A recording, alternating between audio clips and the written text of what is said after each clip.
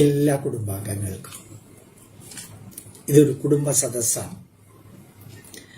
കുടുംബ സദസ്സിലേക്ക് എല്ലാവർക്കും സ്വാഗതം, സുസ്വാഗതം. ദുഃഖങ്ങളൊക്കെയും പങ്കുവയ്ക്കാം, ദുഃഖഭാരങ്ങളും പങ്കുവയ്ക്കാം. ആശതൻ തേനും നിരാശതൻ കണ്ണുനീരും ആത്മദാഹങ്ങളും പങ്കുവയ്ക്കാം എന്ന ആ ആപ്തവാക്യങ്ങൾക്ക് ചേർന്ന സിനിമാ പാട്ട്, അത് എത്ര കാലം സാധിക്കുമോ അത്രയും കാലം ചെറിയ ചെറിയ പോയിന്റുകളിലൂടെ, ഈ പോയിന്റുകളെല്ലാം നിങ്ങൾക്ക് അറിയാവുന്ന പോയിന്റുകൾ തന്നെയാണ്. നമ്മൾ പുതിയതായിട്ട് സൈക്കോളജിക്കലിയോ സ്പിരിച്വലിയോ മെന്റലിയോ പുതിയതായിട്ടൊന്നും കണ്ടുപിടിക്കുന്നതല്ല. പക്ഷെ നമുക്ക് പലതും അറിയാമെങ്കിലും അച്ഛനാണെന്ന് നല്ലോണം അറിഞ്ഞിട്ടും ചിലപ്പോൾ നമ്മൾ ബഹുമാനിക്കാറില്ല. ബഹുമാനത്തിന്റെ വാക്കുകൾ പറയുന്നതിന് പകരം അവഹേളനത്തിന്റെ വാക്കുകൾ പറയാറുണ്ട്. അമ്മയാണെന്നറിഞ്ഞിട്ടും ചിലപ്പോൾ കരയിപ്പിക്കാറുണ്ട്. നമ്മളെ തന്നെ നമ്മുടെ കൂടെയുള്ള ആളാണ് ഭാര്യയും ഭർത്താവും എന്നറിഞ്ഞിട്ടും പലപ്പോഴും നമ്മൾ വളരെ അപച്യുതിയുള്ള, അപഭ്രംശം വരുന്ന വാക്കുകൾ പ്രയോഗിക്കാറുണ്ട്. എല്ലാം നമുക്കറിയാം, പാടില്ല, ഇന്നത് പാടില്ല, ഇന്നത് വേണമെന്നെല്ലാം അറിയാം. എന്നിട്ടും നമ്മൾ ചിലതൊക്കെ അറിഞ്ഞോ അറിയാതെയോ ഒക്കെ ചെയ്യാറുണ്ട്. ദേഷ്യം വരുമ്പോഴും അഹങ്കാരം വരുമ്പോഴും വാശി വരുമ്പോഴും നമ്മൾ ചിലതൊക്കെ ചെയ്യുന്നു. അപ്പോ യഥാർത്ഥത്തിൽ നമ്മളുടെ ജീവിതം സ്വർഗസമാനമൊന്നും ആക്കിയില്ലെങ്കിലും സന്തോഷങ്ങൾ പങ്കുവയ്ക്കാൻ, ദുഃഖങ്ങൾ പങ്കുവയ്ക്കാൻ, പ്രശ്നങ്ങൾ പങ്കുവയ്ക്കാൻ, ഉള്ളു തുറന്ന് സംസാരിക്കാൻ സാധിക്കുന്നിടത്തോളം ഒരുമിച്ച് ക്ഷേത്രങ്ങളിൽ പോകാൻ, ഒരുമിച്ച് പ്രാർത്ഥിക്കുന്നുണ്ടെങ്കിൽ പ്രാർത്ഥിക്കാൻ, ഒരുമിച്ച് ചായ കുടിക്കാൻ, ഒരുമിച്ച് ഭക്ഷണം കഴിക്കാൻ, അങ്ങനെ ഒരു ഷെയറിങ്, കെയറിങ് ആൻഡ് ക്യൂറിങ്. പരസ്പരം ഭാവയന്ത ശ്രേയ പരമവാപ്നുയാത്. പരസ്പരം സ്നേഹിച്ചും പങ്കുവച്ചും ഒരു ശ്രേയസ്കരമായ ജീവിതം അത് നയിക്കാൻ എത്ര സാധിക്കുന്നു അത്രയും, എത്ര പേർക്ക് സാധിക്കുന്നു അത്രയും പേർക്ക്, എപ്പോഴൊക്കെ സാധിക്കുന്നു അപ്പോഴെല്ലാം. ധാരാളം പേര് എഴുതിയിട്ടുണ്ട്. ചെറിയ ചെറിയ കാര്യങ്ങൾ, വളരെ ചെറിയ കാര്യങ്ങൾ, അതാണ് പലപ്പോഴും കുടുംബത്തിലെ നന്മയ്ക്കുള്ള വെളിച്ചം പകരുന്നത്. Small is beautiful. Small things, story of small things. ചെറിയ ചെറിയ കാര്യങ്ങൾ അത് വളരെ വളരെ വലുതാണ്. യഥാർത്ഥത്തില് ഒരു സെക്യൂരിറ്റിക്കാരൻ ഓഫീസിലെ ജോലിക്കാര് വരുമ്പോൾ ഗുഡ് മോർണിംഗ് സർ എന്ന് പറയുമ്പോൾ ആ ഗുഡ് മോർണിംഗ് സ്വീകരിക്കുന്ന വ്യക്തിക്ക് ഉണ്ടാവുന്ന മാനസികമായിട്ടുള്ള ഒരു എലിവേഷൻ, അയാൾ തിരിച്ചു ചോദിക്കുന്നു എന്ന് വിചാരിക്കാം, ആ സുഖം തന്നെയല്ലേ എന്ന് ചോദിച്ചു. ഇല്ല സർ, സുഖം തന്നെയാണ്. സുഖമായിരിക്കില്ല ചിലപ്പോൾ, പക്ഷെ ആ ചോദ്യം, ആ മറു ചോദ്യം, ഇത് അസാധാരണമാം വിധത്തില് നമ്മുടെ വീട്ടിലെ അന്തരീക്ഷത്തെ ബാധിക്കുന്നതാണ്. നമുക്ക് ഒരു ചെലവില്ല, എനർജി ചെലവില്ല, ടൈം ചെലവില്ല. No wastage of time, no wastage of energy, no wastage of your knowledge, no wastage of your wealth. Always gaining. എപ്പോഴും നമ്മൾക്ക് ലാഭമാണ്. ശരിക്കും പറഞ്ഞാൽ ഒന്നും ചെലവാക്കാതെ കിട്ടുന്ന ലാഭമാണ് ജീവിത ലാഭം, ജീവിത സന്തോഷം, ജീവിത സംതൃപ്തി. അത് വിവരണാതീതമാണ്. ഇതെല്ലാവർക്കും അറിയാവുന്നതാണ്. ഞാൻ ഇന്നലെ വൈകുന്നേരം ഇങ്ങനെ വിചാരിച്ചു, നമ്മുടെ അച്ഛനും അമ്മയ്ക്കും പ്രായമാവുമ്പോൾ അമ്മയ്ക്ക് ഇന്നലെ രാത്രി ഉറങ്ങാൻ സാധിച്ചല്ലോ, ഇല്ലേ? അമ്മ ഉറങ്ങിയല്ലോ, ബുദ്ധിമുട്ടൊന്നും ഉണ്ടായില്ലല്ലോ. ഇല്ല മോനെ, ഒരു കുഴപ്പമുണ്ടായില്ല. നീ ചോദിച്ചല്ലോ. അതായത് എനിക്ക് ബുദ്ധിമുട്ടുണ്ടായോ എന്നല്ല, നീ ചോദിച്ചല്ലോ. ആ ചോദ്യത്തിൽ നമുക്ക് ഒത്തിരി നേടാൻ സാധിക്കില്ലേ? അമ്മയുടെ അനുഗ്രഹം, അമ്മയുടെ സന്തോഷം. അമ്മയ്ക്ക് എന്താ വേണ്ടേ ചോദിച്ചു. അച്ഛൻ എന്താ വേണ്ടേ? അച്ഛന്റെ മുഖത്ത് എന്താ ഒരു ക്ഷീണം? അച്ഛന്റെ മുഖത്ത് എന്താ ഒരു ക്ഷീണം? ഒന്നുമില്ല, 2 ദിവസമായിട്ട് വയ്യ. ഞാനൊരു കാര്യം ചെയ്യട്ടെ, ഞാൻ വിറ്റാമിൻ ടാബ്ലറ്റ് മേടിച്ച് തരട്ടെ. അതിനൊക്കെ ഇനി പൈസ ചെലവാക്കാൻ എന്തിനാ? അതിനൊക്കെ പൈസ ചെലവാക്കുന്നേ? പിന്നെ എന്തിനാ അച്ഛാ ഈ പൈസ വെക്കുന്നത്? അത് ചെലവാക്കാനല്ലേ? നിങ്ങൾ വിചാരിക്കാം, ജൻധൻ ഔഷധിയിൽ പോയാല് അയൺ ടാബ്ലറ്റ് ഉണ്ട്, മൾട്ടി വിറ്റാമിൻ ടാബ്ലറ്റ് ഉണ്ട്, എല്ലാ ടാബ്ലറ്റുകളുണ്ട്, വളരെ ചീപ്പാണ്. ഇവിയോൺ എന്ന് പറഞ്ഞൊരു ടാബ്ലറ്റ് ഉണ്ട്, എനർജറ്റിക് ആണ്. അത് കോസ്റ്റ്ലി അല്ല, പുറത്തത് കോസ്റ്റ്ലിയാണ്. അത് മേടിച്ചു വെച്ച് 2 ദിവസത്തിലൊരിക്കൽ അച്ഛനോ അമ്മയ്ക്കോ കൊടുക്കുന്നു. അതിലാ ടാബ്ലറ്റിലല്ല, എന്റെ മകള്, എന്റെ മകൻ, എന്റെ മരുമക്കൾ എന്നെ ശ്രദ്ധിക്കുന്നു, എന്നെ കുറിച്ച് അവർ അന്വേഷിക്കുന്നു, എന്റെ സുഖദുഃഖങ്ങള് വളരെ വളരെ ശാന്തമായിട്ട് അവരറിയാൻ ആഗ്രഹിക്കുന്നു. ജീവിതത്തിൽ ഒത്തിരി കാലം അനുഭവിച്ച വേദനകള് അവരാരോടും പറയാറില്ല, പറയാൻ ആരും നിന്നു കൊടുക്കാറുമില്ല. ചിലപ്പോ പറയാൻ തുടങ്ങിയാൽ തന്നെ തുടങ്ങിയ അമ്മ പഴയ കാര്യവും ചരിത്രമൊക്കെ പറഞ്ഞുകൊണ്ട്. ഇതൊക്കെ കേൾക്കാൻ ആർക്കാ അമ്മ നേരം? ഈ പഴയ ചരിത്രവും കൊണ്ട് ജീവിച്ചുകൊണ്ട് എന്താ പ്രയോജനം? അതോടുകൂടി അമ്മയുടെ വായടച്ചു, അച്ഛന്റെ വായടച്ചു, ഫുള്ളി അടച്ചു. ഒരുപക്ഷെ അച്ഛനും അമ്മയ്ക്കും സമയമുള്ളത് കൊണ്ടായിരിക്കാം അവർക്ക് പറയാനുള്ള കൗതുകം. മറ്റൊന്ന്, എന്നെ ഞാനായിട്ട് നീ അംഗീകരിക്കുമോ മോനെ? ശരിക്കും ഹൃദയഭേദകമല്ലേ അത്? എന്നെ ഞാനായിട്ട് നീ അംഗീകരിക്കുമോ? നിന്റെ ഭാര്യ അല്ലെങ്കിൽ നിന്റെ ഭർത്താവ്, മകള്, മകൻ, അവരുടെ പാർട്ട്ണർ അംഗീകരിക്കുമോ? ഒന്ന് അംഗീകരിച്ച് കിട്ടാനാണ്, എന്നെ ഞാനായിട്ടൊന്ന് അംഗീകരിച്ച് കിട്ടാനാണ് ഈ സുഖാന്വേഷണത്തിൽ മുഖത്ത് കാണുന്ന സന്തോഷം. ഒരു മൾട്ടി വിറ്റാമിൻ ടാബ്ലറ്റ് കൊടുക്കുമ്പോഴത്തേക്കും എന്നെ നീ ഞാനായിട്ട് അംഗീകരിച്ചല്ലോ, ഈ പ്രായത്തിൽ നീ എന്നെ നോക്കുന്നുണ്ടല്ലോ. ഇത് ജീവിതത്തിലെ അസാധാരണമാണ്. ആ LK അദ്വാനിയെ കുറിച്ച് പറഞ്ഞ് നരേന്ദ്രമോദി ഒന്ന് കരഞ്ഞപ്പോ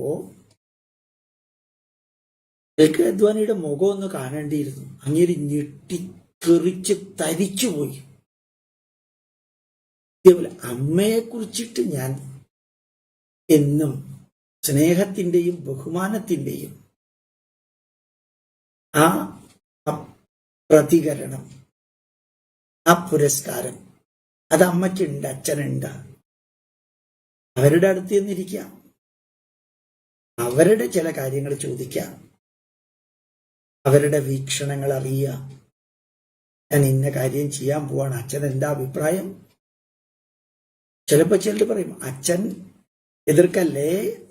എതിർക്കല്ലേ എന്ന് പറഞ്ഞാൽ പിന്നെ അച്ഛന്റെ അഭിപ്രായം പറയാനുള്ള സ്വാതന്ത്ര്യം പോയി.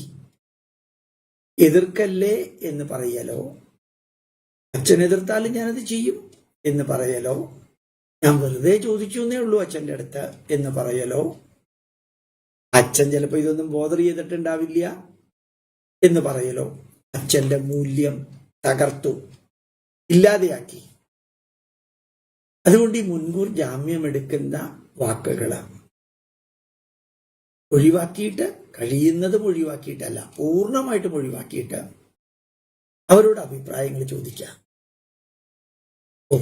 അച്ഛൻ അന്ന് എന്നെ പഠിപ്പിച്ചപ്പോ ഞാൻ എൻ്റെ അച്ഛനോട് പറയാറുണ്ട്, 6ാം ക്ലാസ്സില് 7ാം ക്ലാസ്സില് അച്ഛൻ നിർബന്ധിച്ച് വേദം പഠിപ്പിച്ചു രാമശാസ്ത്രികളെ കൊണ്ട്. അന്ന് കുറെ ബോറിംഗ് ആയിരുന്നു, പഠിക്കണമെന്ന് തോന്നിയില്ല. ശാസ്ത്രി എന്ന് പറഞ്ഞാൽ ഏറ്റവും പാവപ്പെട്ട ഒരു വേദപണ്ഡിതനാണ്, വളരെ പൂവറാണ്, ഗതിയില്ലാത്ത മനുഷ്യനാണ്. പക്ഷെ പഠിപ്പിക്കുമ്പോൾ ഒരക്ഷര തെറ്റ് പോലും വരാൻ അനുവദിക്കില്ല. അത് വളരെ പ്രയോജനപ്പെട്ടു. മിക്കവാറും വേദം പഠിപ്പിക്കാൻ അയാൾ വരുമ്പോൾ അച്ഛൻ കസേരയിൽ ഇരിക്കും. അച്ഛൻ സന്തോഷത്തോടുകൂടി ഞങ്ങൾ പഠിക്കുന്നത് കാണും, കേൾക്കും. ഇത് നിനക്ക് ഇന്നല്ലെങ്കിൽ പിന്നെ പ്രയോജനപ്പെടുന്ന അച്ഛൻ അന്ന് പറഞ്ഞുകൊണ്ടേയിരുന്നു. ശരിക്കും എന്നെ ഞാനാക്കി മാറ്റിയത് ഈ വേദത്തോടുള്ള ഈ ഒരു വീക്ഷണം. എനിക്ക് അന്ന് 0 0 ആയിരുന്നു. പക്ഷേ തുടക്കം കുറിച്ചത് അതായിരുന്നു. അത് വലിയ സ്വാധീനം ഉണ്ടാക്കി. അതൊന്നും നമ്മൾ അച്ഛനോട് പറഞ്ഞു എന്ന് വിചാരിക്കാം. അച്ഛനാണ് എനിക്ക് ഈ വേദത്തിൽ താല്പര്യം ഉണ്ടാക്കിയത്. ഞാൻ പറയാറുണ്ട്, അച്ഛന്റെ മുഖത്ത് എന്തൊരു സന്തോഷാന്നറിയോ,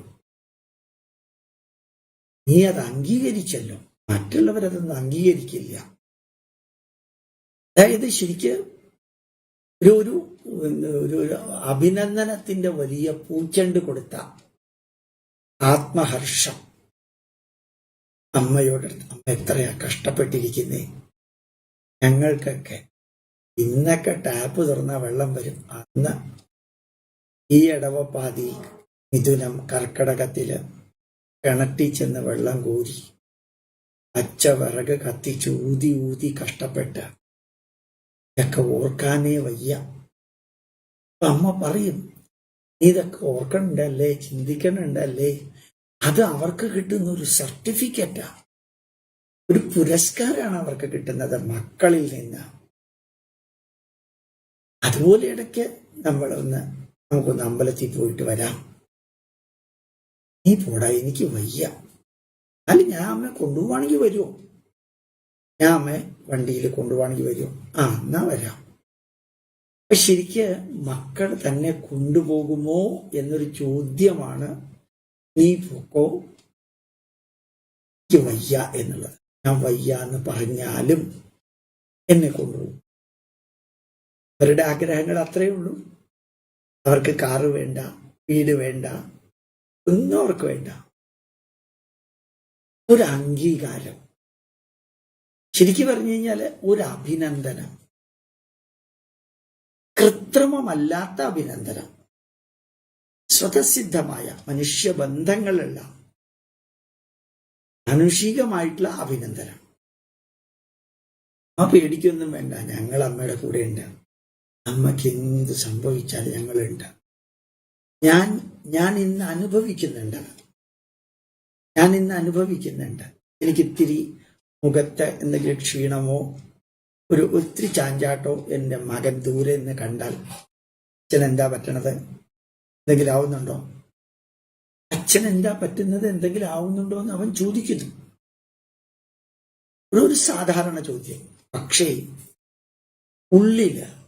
എൻ്റെ ഉള്ളില് എനിക്കെന്ത് പറ്റിയാലും മകനെ എന്ന് വിളിക്കാൻ ഒരു സപ്പോർട്ടുണ്ട്. എന്ന് വിളിക്കാൻ ഒരു സപ്പോർട്ടുണ്ട്. ആ മെന്റൽ സപ്പോർട്ടല്ലേ. ഒരു 2-3 വാക്കേ അവൻ പറഞ്ഞുള്ളൂ. അച്ഛൻ എന്താ വയ്യ എന്ന് തോന്നുന്നുണ്ടോ? അത് പ്രത്യേകിച്ചും കഴിഞ്ഞ ഒരു മാസമായിട്ടാണ് അവൻ വളരെ ശ്രദ്ധിക്കുന്നത്. അവനറിയാം ചിലപ്പോൾ ഞാൻ തളരുന്നുണ്ടെന്നറിയാം. തളരുന്നുണ്ടോന്നല്ല ചോദിക്കുന്നത്, എന്തെങ്കിലും വയ്യാതെയുണ്ടോ. ദൂരെ മാറി നിന്നായാലും ഞാൻ എൻ്റെ ഭാര്യയുടെ ചിത്രത്തിന് വൈകുന്നേരം ഒരു പൂ വെക്കുമ്പോൾ അവൻ ദൂരെ മാറി നിന്ന് ശ്രദ്ധിക്കുന്നുണ്ട്. ഞാനത് ഇന്നലെയാ കണ്ടത്. ശരിക്കും പറഞ്ഞു കഴിഞ്ഞാൽ ഇതല്ലേ ജീവിതം.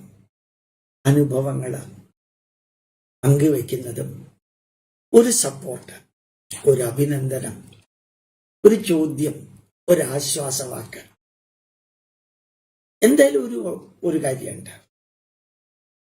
മക്കൾ ജീവിക്കാൻ പോകുന്ന അത്രയും കാലം സ്വാഭാവികമായ രീതിയിൽ ഇനി അച്ഛനമ്മമാര് ജീവിക്കില്ല. മിക്കവാറും മാതാപിതാക്കള് മക്കളുടെ സപ്പോർട്ട് കൂടിയേ തീരൂ എന്ന് വരുന്ന ആ ലെവലെത്തുമ്പോൾ മണി 5:30, 6 പിന്നെ അരമണിക്കൂറേ ഉള്ളൂ സൂര്യാസ്തമയത്തിന്. അരമണിക്കൂറേ ഉള്ളൂ ശരീരം നിർജീവമാകാൻ. ജീവിച്ചിടത്തോളം കാലം പിന്നെ ഇല്ല. അപ്പോ ഒരു നല്ല വാക്ക് അമ്മയോട്, അച്ഛനോട്, മാത്രല്ല മക്കളോട്, ഭാര്യയോട് പ്രത്യേകിച്ചും.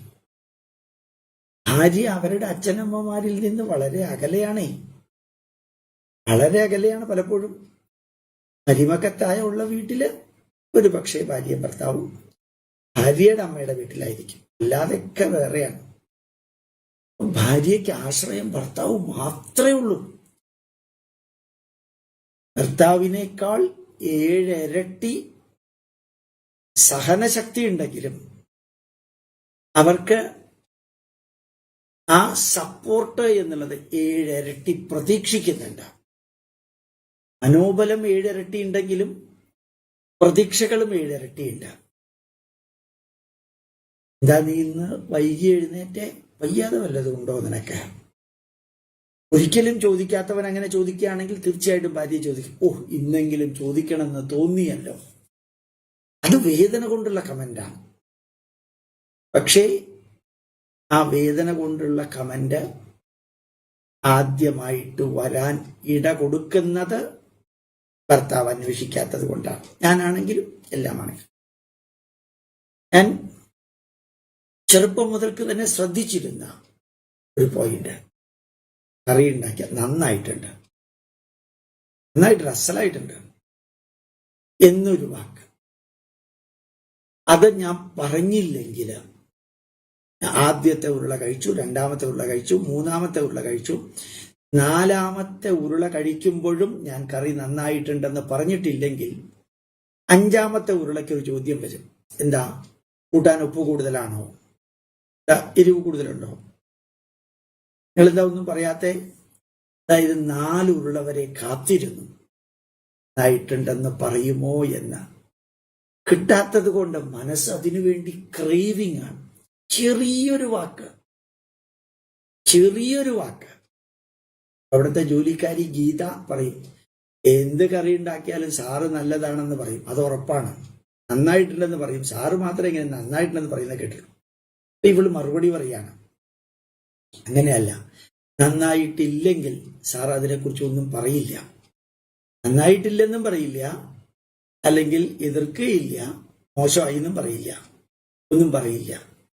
ഞാൻ അങ്ങനെയാണെന്ന് ഞാൻ മനസ്സിലാക്കിയത് അവൾ അങ്ങനെ കമന്റ് ചെയ്തപ്പോഴാണ്.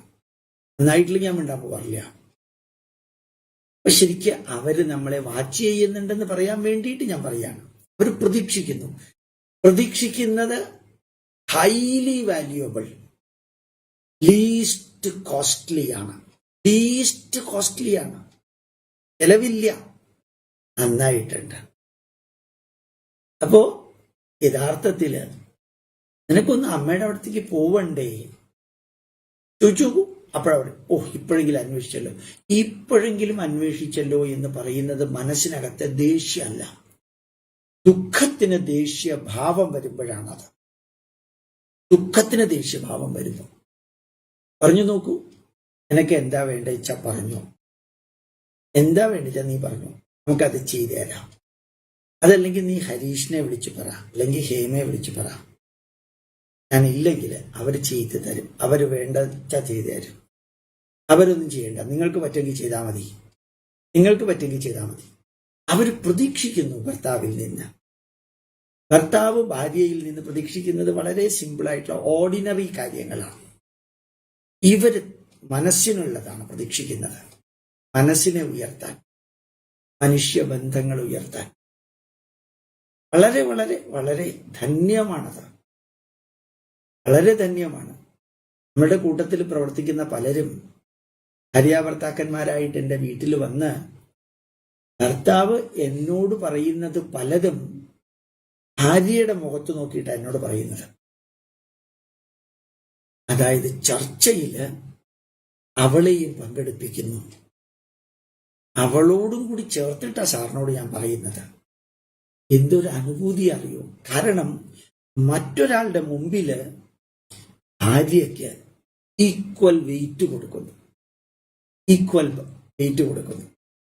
ഇടയ്ക്കൊന്ന് ചോദിക്കുന്നു, ഓഫീസിൽ ടെൻഷൻ വല്ലതും ഉണ്ടോ?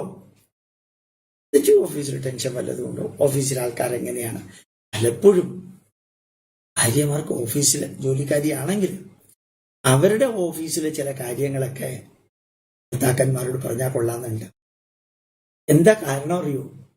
അവരുടെ കൊളീഗ്സ്, സ്ത്രീകള് അവരുടെ ഭർത്താക്കന്മാരോട് പറയുകയും ഭർത്താക്കന്മാരെ വളരെ വളരെ നല്ല രീതിയിൽ അഭിനന്ദിക്കുകയും അവരത് കേൾക്കാൻ തയ്യാറാവുകയും ചെയ്യുന്നത് ഓഫീസിൽ വെച്ച് ഇവർ പങ്കുവെക്കുന്നുണ്ട്. അങ്ങനെ പങ്കുവെക്കുമ്പോൾ എൻ്റെ ഭർത്താവ് അങ്ങനെയല്ല, അയാൾക്ക് പ്രഭാഷണമായി, IASHുമായി, കുറെ സോഷ്യൽ മീഡിയയിലുമായി എന്ന് തോന്നിച്ചാൽ ഉത്തരവാദി ഞാനാണ്. ചിലപ്പോൾ തോന്നിയെന്ന് വരും, ഒട്ടനെ പരിഹരിച്ചേക്കണം. ഇത് അഭിപ്രായമാണ് കേട്ടോ, ഇതൊന്നും നിർദ്ദേശമല്ല. അവർ പ്രതീക്ഷിക്കുന്നു. നിങ്ങൾ കണ്ടിട്ടില്ലേ ചെറിയ കുട്ടികള് 2, 3 വര വരച്ച് തത്ത മാതിരി വരച്ച്, അച്ഛാ ഇതെങ്ങനെയുണ്ട്? അത് വെറുതെ വരയാ, പക്ഷെ അവർക്ക് ഒരു അഭിനന്ദനം കിട്ടണം. ഗ്രേറ്റ്, ഗുഡ് എന്ന 2 വാക്ക് കിട്ടണം. ഇതൊക്കെ തന്നെയാണ് മനുഷ്യനിലുള്ള ചൈൽഡ്. പ്രായമാകുമ്പോൾ പോലും നമ്മളിൽ ചൈൽഡ് ഉണ്ട്. ഒരു കുട്ടിയുണ്ട്. അഭിനന്ദനങ്ങളും ആശ്വാസങ്ങളും അനുഗ്രഹങ്ങളും മോട്ടിവേറ്റിംഗ് വാക്കുകളും മധുരമുള്ള പ്രിയമുള്ള വരികളൊക്കെ കേൾക്കാൻ എല്ലാ മനുഷ്യർക്കും താല്പര്യമുണ്ട്. അതില് എപ്പോഴും ഇതൊക്കെ പറഞ്ഞുകൊണ്ടിരിക്കാൻ സാധിക്കുമോ? എപ്പോഴും ഒന്നും പറഞ്ഞുകൊണ്ടിരിക്കണ്ട, എന്റെ ആവശ്യമില്ലല്ലോ. അയൺ ടാബ്ലറ്റ് എല്ലാ ദിവസവും കഴിക്കണ്ടല്ലോ, മൾട്ടിവിറ്റമിൻ ടാബ്ലറ്റ് എല്ലാ ദിവസവും കഴിക്കണ്ടല്ലോ. നല്ല നല്ല വാക്കുകൾ എപ്പോഴും ഇങ്ങനെ പറഞ്ഞുകൊണ്ടിരുന്നാൽ അതിന്റെ വില പോകും. ഇടയ്ക്ക് പറയുന്നു, വലിയ ഗ്യാപ്പ് വരാതെ വിഷയം മാറി വരുമ്പോൾ, കാര്യങ്ങൾ കേൾക്കുമ്പോൾ എന്റെ വികാരങ്ങൾ പങ്കുവയ്ക്കാൻ ഒരാളുണ്ട് എന്ന് പ്രായമാകുമ്പോൾ അമ്മയ്ക്കും. അതുപോലെ തന്നെ നോക്കൂ, ഒരു മിന്നാമിനിങ്ങിന്റെ നുറുങ്ങുവെട്ടം എന്നുള്ളതില് പാർവതി എന്ന ഒരു പെൺകുട്ടിയെ നെടുമുടി വേണുവിന്റെയും ശാരദയും, അവർക്ക് കുട്ടികളില്ല, 2 പേരും അധ്യാപകരായിരുന്നു. ആഷെ എന്ന ഭർത്താവിനെ വിളിക്കുന്നേ, ഭർത്താവ് ടീച്ചറെ എന്ന ഭാര്യയെ വിളിക്കണത്. ആ വിളി തന്നെ എങ്ങനെയുണ്ട്? മിന്നാമിനിങ്ങിന്റെ നുറുങ്ങുവട്ടം വിളി തന്നെ എങ്ങനെയുണ്ട്? ഒരു ദിവസം പാർവതി ആ വീട്ടിൽ താമസിക്കാൻ ആക്കിയിട്ട് പോയതാണ്. MS തൃപ്പൂണിത്തറയാണ് പാർവതിയുടെ അച്ഛനായിട്ട് വരുന്നത്, മന്ത്രവാദിയൊക്കെയാണ്. ആ പാർവതി ശാരദയോട് ചോദിക്കുക, ഞാൻ അമ്മയെന്ന് വിളിച്ചോട്ടെ? അത് കേട്ട് ഒരു വെറും ചോദ്യം അല്ലേ? നമ്മളുടെ മെറ്റീരിയലിസ്റ്റിക് വ്യൂവില് അമ്മയെന്ന് വിളിച്ചോട്ടെ. ആ ശാരദ ഭർത്താവായ നെടുമുടി വേണു ഭർത്താവായിട്ട് അഭിനയിക്കുന്നുണ്ട്. അതെ, ഇന്ന് മോള് ചോദിക്കാട്ടോ, എന്നെ അമ്മേന്ന് വിളിച്ചോട്ടെ എന്ന്. ഞാൻ എന്താ പറയണ്ടേന്നറിയാതെ ഞാനിങ്ങനെ, എന്താ എനിക്ക് പറ്റിയെന്ന് പോലും സംശയം. ഒന്ന് ആലോചിച്ച് നോക്കൂ, ചെറിയൊരു കാര്യമല്ലേ? സ്മോൾ തിങ്സ്, കുഞ്ഞു കാര്യങ്ങൾ, ചെറിയ കാര്യങ്ങൾ, ഇതല്ലേ ജീവിതത്തെ ജീവിതഗന്ധിയാക്കുന്നത്? ഇതല്ലേ? എന്താ രസം? ഏതോ കല്യാണി എന്ന പേരായിട്ടുള്ള മോഹൻലാല്, ഇതില് നമ്മുടെ കവിയൂർ പൊന്നമ്മ മോഹൻലാൽ പറയണ്ട, വാടകയൊക്കെ വാങ്ങിച്ചോളണം, ഞാനിവിടെ താമസിക്കും, തോന്നുമ്പോ വരും, തോന്നുമ്പോ പോവും, അമ്മ ഒന്നും അന്വേഷിക്കും. പക്ഷേ അമ്മയെന്ന് വിളിക്കാനുള്ള ഒരു പെർമിഷൻ തരണം. ഒരു വഴിയാണ്, ആ പറഞ്ഞ രീതിയാണ്. ഞാൻ നിങ്ങളെ അമ്മയെന്ന് വിളിച്ചോട്ടെ എന്ന് ചോദിച്ചാൽ ഒരു വിലയില്ല അതിന്, തേങ്ങാപ്പിണ്ണാക്ക്. അപ്പോ ആ വാക്കുകൾ, what you ask, how you ask, when you ask, why did you ask, who are you to ask, to whom you are asking. ഇതാണ് ജീവിതം. ഇതാണ് ജീവിതം. ഇന്ന് എൻ്റെ വീട്ടില് വർക്ക് ചെയ്യുന്ന സർവന്റ് ഇതൊരു പ്രത്യേക രീതിയിലുള്ള ബ്രേക്ക്ഫാസ്റ്റ് ഉണ്ടാക്കി. ഇതെന്നെ പഠിപ്പിച്ച ആളിപ്പ ഇല്ലല്ലോ, ഇതുണ്ടാക്കാൻ എന്നെ പഠിപ്പിച്ച ആളിപ്പ ഇല്ലല്ലോ, പോയല്ലോ. അപ്പൊ ഞാൻ തിരിച്ചു പറഞ്ഞു, എത്ര മറക്കാൻ ശ്രമിച്ചിട്ടും ചങ്കിങ്ങനെ കുലുങ്ങുന്നു എന്ന് ഞാൻ പറഞ്ഞു. അവരോട് ഞാൻ ചോദിച്ചത് അബദ്ധമായോ, ഞാൻ ചോദിച്ചത് വിഷമായോ എന്നൊരു ചോദ്യം. അതായത് ശരിക്കും പറഞ്ഞാല് എല്ലാ വാക്കുകൾക്കും മൂല്യമുണ്ട്. വാങ്മേ മധുമത്തമാ, വാക്കുകള് തേനിന്റെ മധുരം ഉണ്ടാവണം എന്നാ പറയാ. ഞാൻ ഇതൊക്കെ നിങ്ങൾക്ക് ഉണ്ടാവണം ഒരു സുപ്രഭാതത്തിലെന്ന് പ്രതീക്ഷിച്ചുകൊണ്ടും അല്ല പറയും, എന്റെയും അല്ല കേട്ടോ. നമുക്ക് ഇത്രയും ദിവസം നമ്മൾ ചിന്തിക്കാതിരുന്ന ചിലത് ചിന്തിക്കാൻ ഇതുപോലെയുള്ള കുറച്ച് സമയം അവസരം കിട്ടുമ്പോൾ മാറ്റാൻ സാധിക്കുമെങ്കിൽ. ഒരാൾ ഇന്നലെ എഴുതിയിരുന്നു, ഞങ്ങളുടെ ജീവിതത്തെ മാറ്റിമറിച്ചതാണ് സാറിന്റെ ക്ലാസ്. ഞങ്ങളുടെ ജീവിതത്തെ മാറ്റിമറിക്കാൻ ആ വരി നോക്കുക എത്ര ഗംഭീരാണ്. പക്ഷെ ഞാൻ എന്തെങ്കിലും പറഞ്ഞിട്ടുണ്ടോ, നിങ്ങൾക്കറിയാത്ത വല്ലതും പറഞ്ഞിട്ടുണ്ടോ? ഇല്ലല്ലോ. പക്ഷെ അത് നമ്മുടെ ഹൃദയത്തില്, നമ്മുടെ മനസ്സില്, നമ്മുടെ ചിന്തകളില്, നമ്മുടെ വിവേകത്തില്, നമ്മുടെ ബുദ്ധിയില്, നമ്മുടെ മനസ്സില് എവിടേക്കോ ചെന്ന് പറ്റിപ്പിടിച്ചിരിക്കുന്നു. ആ വാക്കുകൾ പറ്റിപ്പിടിച്ചിരിക്കുന്നു. കാരണം നമ്മളുമായിട്ട് വളരെ ബന്ധമുള്ളത് കൊണ്ടാണ്, നമ്മുടെ ജീവിതവുമായിട്ട് ബന്ധമുള്ളത് കൊണ്ടാണ്.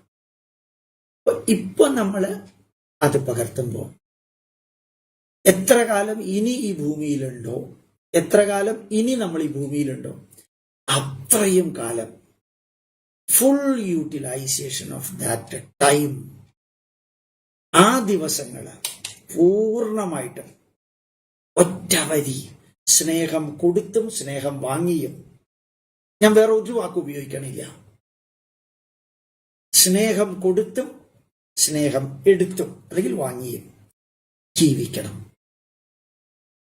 ആള് പോയി കഴിഞ്ഞാല് പിന്നെ കൊടുത്തോണ്ടും പ്രയോജനമില്ല, എടുക്കാനൊട്ട് പറ്റേയില്ല. ദീർഘശ്വാസം വിട്ട പണ്ടാകാമായിരുന്നു എന്ന് പറഞ്ഞുകൊണ്ട് കാര്യമില്ലല്ലോ അല്ലേ? ഏതായാലും ഇന്നത്തെ കുടുംബ ബന്ധ ക്ലാസ് ആർക്കെങ്കിലൊക്കെ പ്രയോജനപ്പെട്ടാൽ മറ്റുള്ളവരുമായിട്ട് പങ്കുവയ്ക്കുക. പരമാവധി ഒരു ലക്ഷ്യമേ നമുക്കുള്ളൂ, ഒറ്റ ലക്ഷ്യം, കുറ്റബോധവും നഷ്ടബോധവും വരാതെ ജീവിക്കാൻ.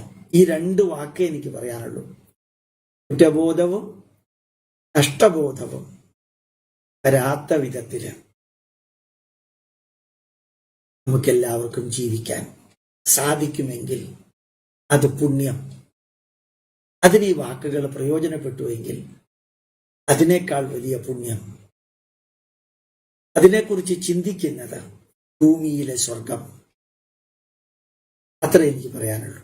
നന്മ വരട്ടെ, നല്ലതുണ്ടാവട്ടെ. ധന്യമായി. ഗോപാലകൃഷ്ണന്റെ പ്രണാമം, പ്രണാമം.